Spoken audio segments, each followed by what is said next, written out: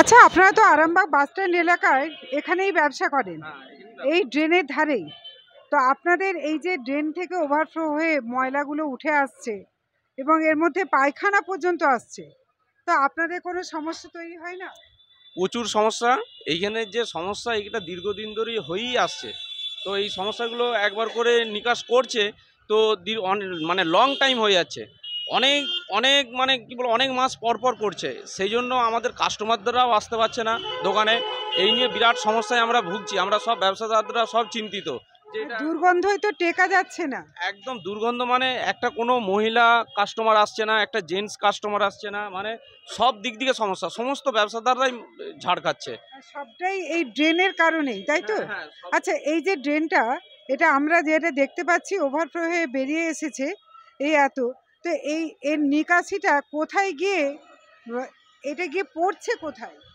এটা তো একদম টোটালটাই আমাদের নদীতে যে সংযোগ করা আছে, কিন্তু এইখানে কোথায় আদৌ তো পড়ছে না। পড়ছে না, একদম রাস্তা একদম দোকানের সামনে জ্যাম হয়ে যাচ্ছে নোংরাগুলো। এবারে সেইভাবে কাস্টমার বা বাচ্চা টাচ্চা এসব বাস স্ট্যান্ডে কত হচ্ছে, লোক যাতায়াত করতে, ছোট ছোট ছেলেরা সব যাতায়াত করছে।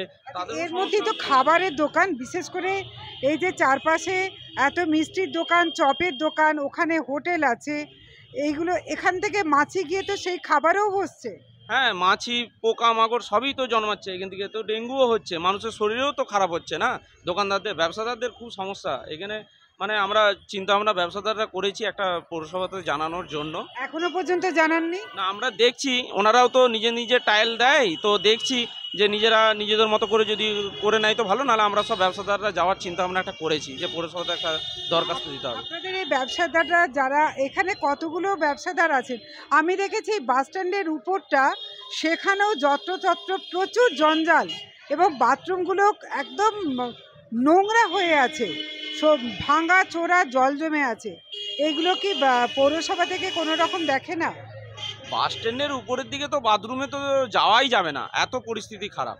মানে মানে বিল্ডিংটা যে কিভাবে মানে আস্তে আস্তে নষ্ট হচ্ছে। কিন্তু হ্যাঁ, এটা আমি পৌরসভার কথা বললেও এইটা তো পৌরসভার দায়টা যতটা, তার থেকেও তো হচ্ছে এই বাস স্ট্যান্ডের যিনি দায়িত্বে আছেন, বেসরকারি যে সংস্থা, তারা কিছু দেখছে না। না, ওনারা তো আমাদেরকে তো আসছে কাস্টমার হিসেবে আসছে, আমরা তাদেরকেও বলছি, বলছে হ্যাঁ দেখছি, ব্যাপারটা দেখছি, এরকমভাবেই কাটাচ্ছে। কিন্তু দীর্ঘদিন এইভাবে নোংরা হয়েই আছে।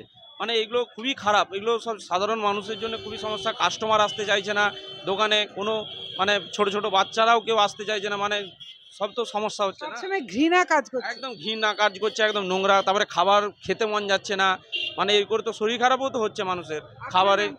আমার নাম মহাদেব পরামানিক। আচ্ছা, আপনারা তো এখানকার বাসিন্দা, ব্যবসায়ী, আপনাদের সামনে, দোকানের সামনে এই রকম পুঁতিগন্ধময় ড্রেন, আপনাদের সমস্যা হয় না? হ্যাঁ, হচ্ছে তো, পরিষ্কার হচ্ছে না তো। পরিষ্কার হয়েছিল, আজকে করছিল, কিন্তু হচ্ছে না, জল যাচ্ছে না, নোংরা নামছে না, মানে অঞ্জল হয়ে গেছে, মানে ড্রেন ছোটো হয়ে গেছে নাকি, জল ফল পরিষ্কার হচ্ছে না।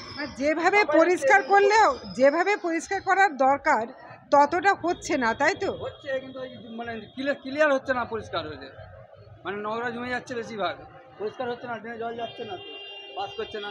তাই জন্য আজকে পরিষ্কার করেছিল, জল ওই তো খারাপ নেমেছে, না যায় না।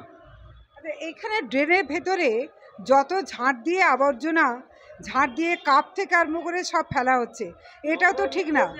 এমনি গাড্ডায় ঢুকছে, আরে না ফেলে না, এমনি গাড্ডায় হয়তো ঢুকে যাচ্ছে সব, যেমন লোক চা খাচ্ছে ফেলে দিচ্ছে। আপনাদেরও তো দায় থাকে একটা, শুধু পৌরসভা তো সব করে দেবে না। ফেলে দিলে তো ফেলছে, ওখানে জমে যাচ্ছে, সাইডে ফেললে তো জমবে, ওটা পড়লে জমবে, ঝাঁট দিচ্ছে, রোজ রাত্রে ঝাঁট দেয় তো।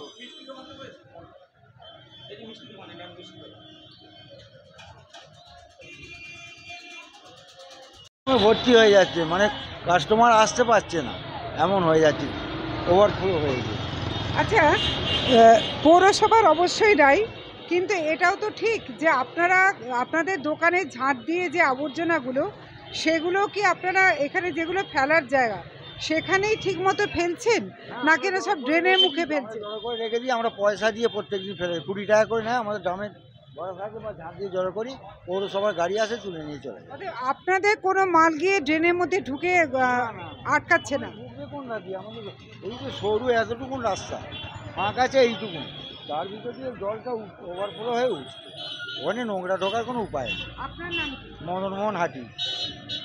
তো সব সময় আপনি থাকেন, তাহলে এই যে ড্রেনটার এই ভয়ঙ্কর দুরবস্থা পরিষ্কার করা হয়, অবশ্যই সাফাই বিভাগ পরিষ্কার করে, কিন্তু এখানে যে বহু চায়ের দোকান থেকে আরম্ভ করে বিভিন্ন দোকান, এখানে যত কাপ আছে, চায়ের কাপ, পলিথিন, এগুলো যে ঢুকছে, এদেরকে একটু সতর্ক করেন না আপনারা? আপনারা তো পৌরসভা এখানে গাড়ি থেকে টাকা তুলছেন, তাহলে বাসগুলোকে যেমন আপনাদের এখানে পরিষেবা, তেমন তো এখানে এই পরিষেবাগুলো আপনাদেরকে একটু দেখতে হবে। আপনারা যেহেতু শাসক দলের লোক, তা আপনারা এগুলো একটু দেখেন না? দেখুন, আমরা অনেকবার এই যে পাশে মিষ্টির দোকানটা আছে দেখছেন, একে আমরা অনেকবার সতর্ক করেছিলাম, করার পরে এতে পৌরসভার কোনো রকম এতটুকু পৌরসভার দোষারোপ নেই।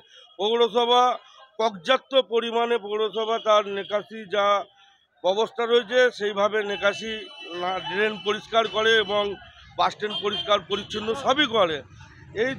এই মিষ্টির দোকানটা আমি বেশ মাসখানেক আগে একবার বলার পরে উনি এই মিষ্টির দোকান এবং ওই যে আমাদের ওখানে যে হোটেলটা আছে বিরিয়ানির দোকানটা, এই দুটো দোকান, মিষ্টির দোকানটা আর এই চপের দোকানটা, এই দুটো দোকান, বিরিয়ানির দোকান আর এটা, আমি বলার পরে একবার রিপ্লাই করেছিল 1 মাস আগে, আবার আমি কাল থেকে আমার নজরে পড়েছে, আমি আজকে আবার ওদেরকে বলবো।